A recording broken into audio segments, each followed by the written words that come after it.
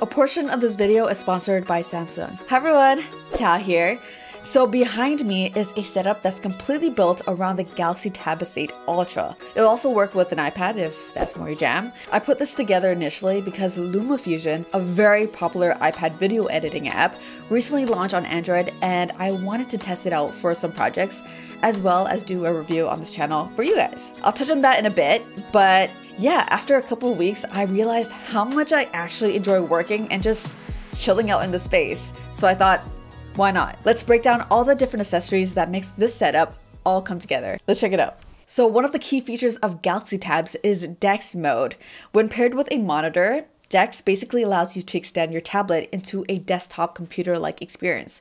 Well, the one I have right here is the Samsung M8 Smart Monitor with streaming TV, and you can actually scoop one up on sale right now. This holiday season, shop smart and save big across the entire Samsung monitor lineup, with savings up to $1,000. This 32-inch 4K monitor with a minimal modern design will suit any space. It's got a built-in height adjustable stand, and just check out how slim it is. I've got the spring green color here, but it also comes in 3 other options. Now, this is much more than just a monitor. It offers a full smart TV experience with all your most popular streaming services built right in, including a gaming hub for all your game streaming needs. You can also get productive. Since it has Microsoft 365 integrated, you don't even need a computer to get work done. You can surf the web with the built-in browser or pop on the magnetic slim fit cam to catch up with family and friends. And with a built-in SmartThings hub, you can even turn your smart monitor into a control center for all your smart home products. Click the link to get $330 off the Samsung M8 Smart Monitor, and be sure to shop all the incredible offers across the Samsung monitor lineup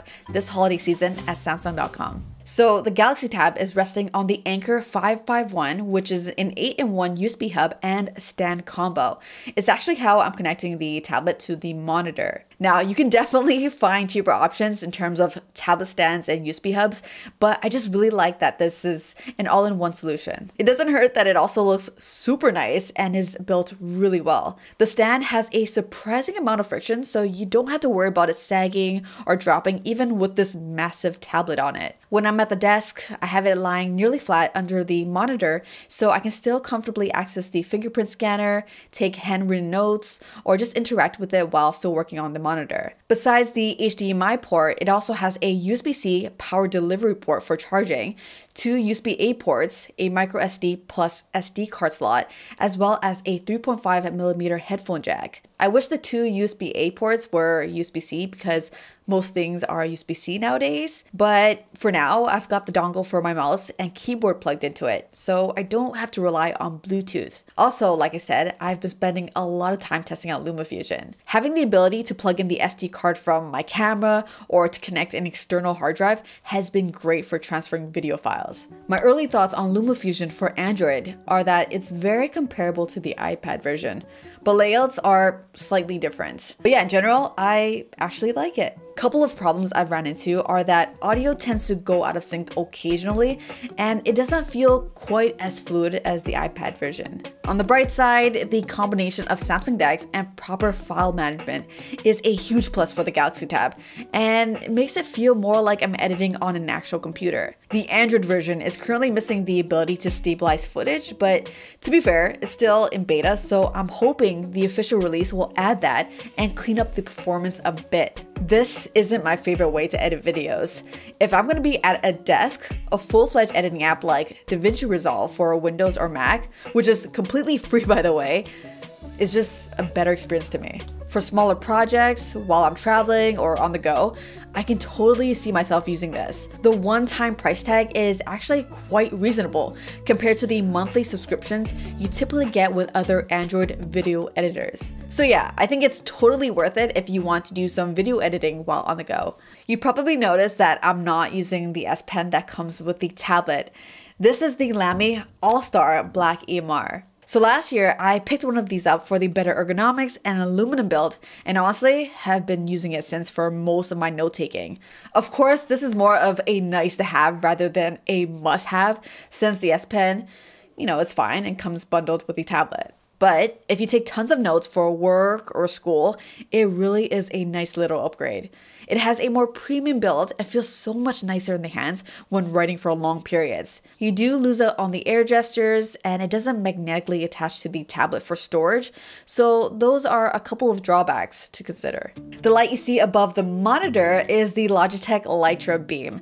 It's an LED streaming key light. I'm not a streamer, maybe one day, but yeah, it's still a really cool light. If I need to record something quick for social media or hop on a video call, I'm telling you, good lighting makes all the difference. It's got 5 brightness levels as well as 5 color temperature settings. It's also got a 3-way adjustable stand and 3 different mounting points, so you can customize exactly how you want it positioned on your desk. It's also great for doing my makeup in the mornings too. I do a lot of typing on a day-to-day basis, whether it be drafting content for my videos or answering the endless emails. So yeah, a good comfy keyboard is a must. The Logitech MX Mechanical is what I'm working with these days. It's a low-profile mechanical keyboard that can pair with up to 3 devices, so I can quickly switch between the Galaxy Tab, iPad, and my office computer with a single button. Even paired to a tablet, I appreciate that a lot of the function keys work. For example, I can control the volume, play, pause, and skip tracks, adjust the brightness, or even take a screenshot. All very helpful on a day-to-day basis. Some of these shortcuts don't work, but yeah, it is what it is. Paired with that is the Logitech Lift.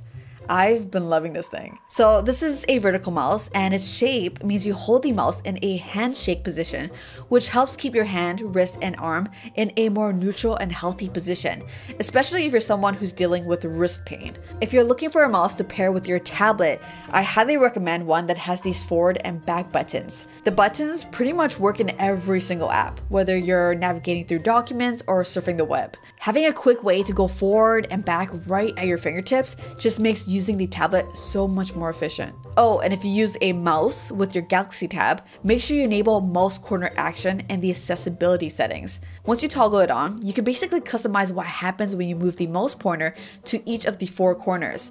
So for example, I have it set so the top left pulls up the notification shade, top right brings up the quick settings panel, and the bottom left brings up the recent app menu.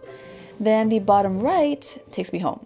Like I said, this is fully customizable and you can set it up to do more than one action.